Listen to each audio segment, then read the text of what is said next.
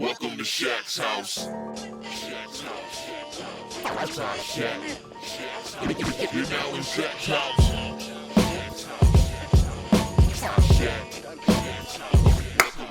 Hey, what's going on, Shaq Housers? It's your boy, the one and only Shaq House here.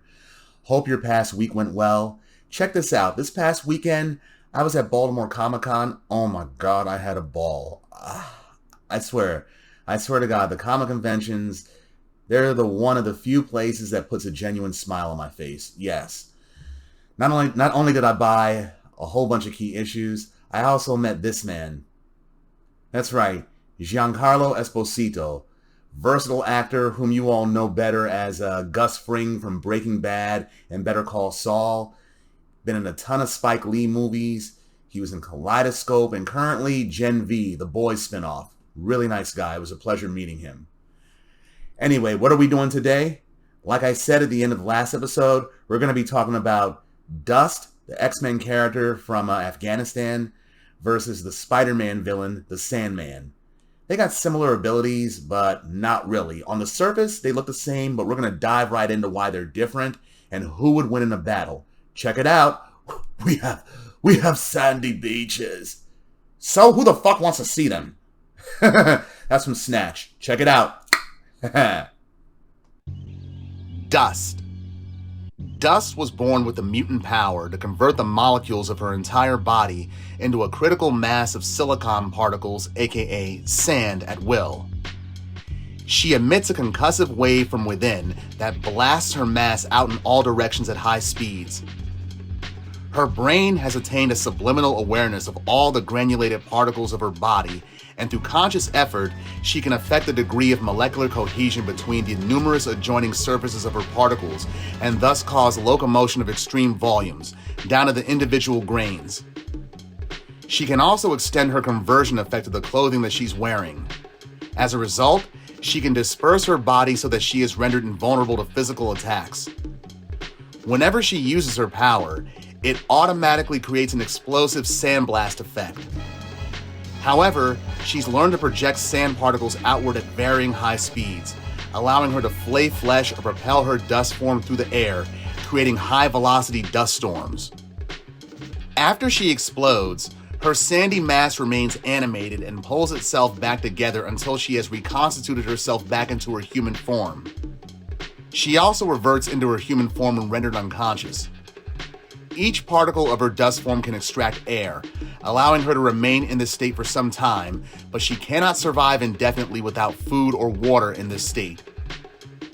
Additionally, telepaths have difficulty detecting dust in her converted state, and even the most powerful telepaths require electronic aids to detect her. Temperatures of over 3,400 degrees Fahrenheit can fuse her impure silicate composition into glass, and her dust form can be dispersed by wind, water, or even telekinesis. Dust later honed her power so that she can convert into or maintain her sandy state without having to employ the sandblast effect. Okay, here's some fun facts about Dust. A post-9/11 Grant Morrison creation in the new X-Men title, Sooraya Qadir is a Pashtun Sunni Muslim mutant born in Afghanistan. After being separated from her mother, she was captured by slave traders. When one of them tried to remove her niqab, her power manifested, transforming into a cloud of abrasive sand particles and essentially slaughtering her captors. Wolverine and Phantom X eventually rescued her, and she was brought to the Xavier Institute, where she adopted the code name Dust. Early on, she clashed with her roommates, such as Noriko Ashida, aka Surge, partly over cultural and religious differences, such as Sooraya's insistence on wearing modest Islamic dresses rather than standard X-Men uniforms. At the Institute, she joined Emma Frost's Hellions training squad and was one of the few mutants to retain their powers after M-Day. One of her darkest moments, however, came during a Young X-Men Future Timeline, the End of Days arc, where she becomes bitter and views mutants as a plague, ultimately killing Wolverine and others in that vision. Along the way, though, Dust has faced severe injuries. For example, during a confrontation with magma, she was briefly vitrified and shattered and later restored. At one point, she even appeared to die of cellular degradation, but she was resurrected through a Phoenix Force tattoo from the pseudo-mutant who calls himself Ink. Sooraya joined Krakoa and participated in mutant society, even being assigned to help manage the sandstorms on the terraformed planet Marko. She also briefly allied with the Champions after defending herself at an anti-mutant protest and was invited by Ms. Marvel to join them. During the Fall of X storyline, Dust was one of the many mutants mind-controlled into teleporting through a gateway, and she ended up in Vanaheim rather than the White-Hot Room. The Sandman. Originally a baseline human with no superhuman powers, William Baker was a petty criminal who was exposed to a massive dose of radiation after being caught in a nuclear testing explosion on a beach, molecularly bonding to the sand beneath him. As the Sandman, Baker developed the power to shift from a uniform carbon mass body to an individualized silicon mass, essentially becoming a man-shaped mound of sand particles. The Sandman's essence was contained in a single radioactive soul molecule along his body. This particle contained his consciousness and was the medium through which his sand body was able to approximate human traits of sight, smell, hearing, speech, and touch.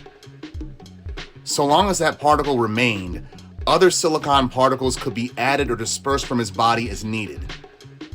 Force or impact could scatter and displace sand from the Sandman's body with negligible effect. The displaced sand could coalesce back into piles and reform him, or even new, previously unrelated sand particles could be accumulated to substitute for original mass that could not be recovered. In later years, the Sandman has demonstrated the power to increase in size beyond his original mass by adding new sand to his whole body. He could grow to giant size and make an entire beach into an extension of his body. The Sandman could also formulate multiple independent bodies simultaneously, each animated by different aspects of his personality. This could be done deliberately to increase his manpower or multitasking, but it also occasionally happened without his knowledge, with different aspects of his personality fighting for control. The Sandman could only increase or decrease his mass while in his silicon state. He has never demonstrated the ability to transform into a carbon-based man larger than his own normal stature, and cannot return to normal without first accumulated enough of his own displaced mass to do so. In his sandy state, the Sandman can manipulate his own density. Instead of existing as loosely displaced sand, he can harden into limestone or granite, though only in portions of his body at a time unless he absorbs excess silicon mass first. He can leap from great heights and absorb the impact in his sandy state without injury, or squeeze himself through spaces too small for a human.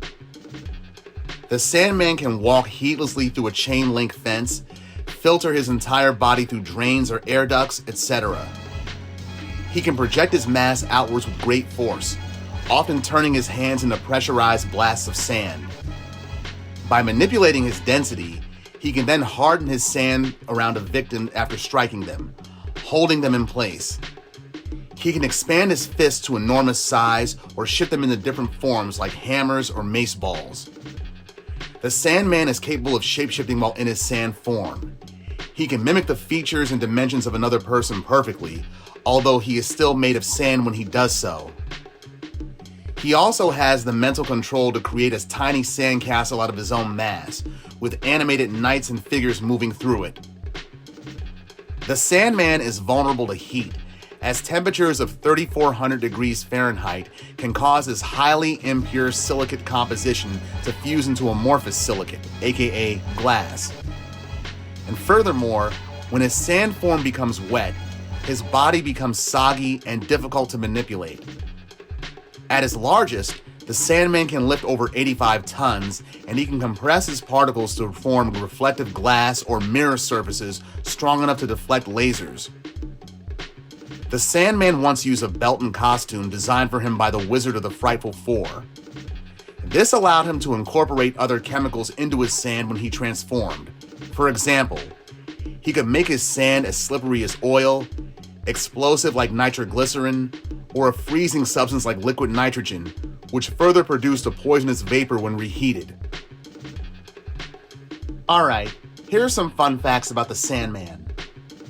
He was born William Baker in Queens and grew up under harsh circumstances, an absentee father, an alcoholic mother, and a life that led him into petty crime. He was a talented football player in high school, but lost his future to gambling debts and expulsion, turning instead to robbery. Taking the alias of Flint Marko, he was eventually imprisoned. But while escaping jail, he hid on a beach that was actually a nuclear testing site and was caught in a blast that merged his body with irradiated sand. Reconstituting himself as the Sandman, Baker became a shape-shifting criminal capable of transforming his body into sand, rock, or glass with immense strength and resilience. Primarily a Spider-Man villain, his first battle with Spidey ended up in humiliating fashion, as Spidey used a vacuum cleaner to contain him. As one of Spider-Man's earliest villains, the Sandman joined multiple villain groups such as the Sinister Six, the Frightful Four, and the Sinister Syndicate, battling not only Spider-Man but also the Fantastic Four and the Avengers. His powers often fluctuated. He's been turned into glass, glue, and even fused with other matter-based creatures like the Hydro Man to form the Mud Thing. And despite numerous criminal ventures, the Sandman occasionally sought redemption. He once befriended the Thing, served briefly as an Avenger, and worked with Silver Sable's Wild Pack as a professional mercenary. His reform was sincere at times, though often undermined by manipulation or tragedy. At one point, the Sandman's mind eventually fractured under repeated transformations, splitting into distinct personalities: his heroic side, his feminine side, his inner child, and evil side, symbolizing his inner conflict between redemption and rage. After being recaptured by the Wizard and subjected to the id machine, his darker instincts resurfaced, returning him fully to villainy. Despite recurring attempts to reform, the Sandman's story remains one of tragic duality. A man of immense power and potential forever torn between his better nature and the instability of his shifting form. Presently, he's rejoined the Sinister Six. Alright, let's get into a little bit of compare and contrast. Both Dust and the Sandman embody control over particulate matter. They turn their bodies into sand, command every grain like an extension of their will, and reform after disintegration. But while they share a medium, they don't share a mindset. The Sandman is a streetwise bruiser who weaponizes bulk, while Dust is a tactical mutant who uses precision, speed, and efficiency. The Sandman's offense is blunt and overwhelming. He can increase his mass to skyscraper size, forge his limbs into hammers or blades, and hit with near Hulk-level force. He wins on the raw power scaling. Dust, however, does not brawl, she erupts. Her dispersal triggers a concussive shockwave, atomizing everything in her radius. And unlike the Sandman, she doesn't just punch, she infiltrates. You see, her microscopic particles can enter airways, eyes, and wounds, scouring from within. Against a target made up of sand, she'd use that same tactic to erode its structure, not meet it head-on. They also both, however, share the same Achilles heel: extreme heat. Around 3,400 degrees Fahrenheit, both can be vitrified into glass. The Sandman's size means he can absorb and redistribute heat longer, but once he's fused, he's immobilized. Dust, being lighter, would melt faster but reconstitute sooner once cooled. Water and wind are mixed factors. Dust can be blown apart more easily, but the Sandman becomes sluggish and heavy when soaked. In a contained environment, like a desert or a city street, the speed of Dust gives her an advantage, and it makes her untouchable.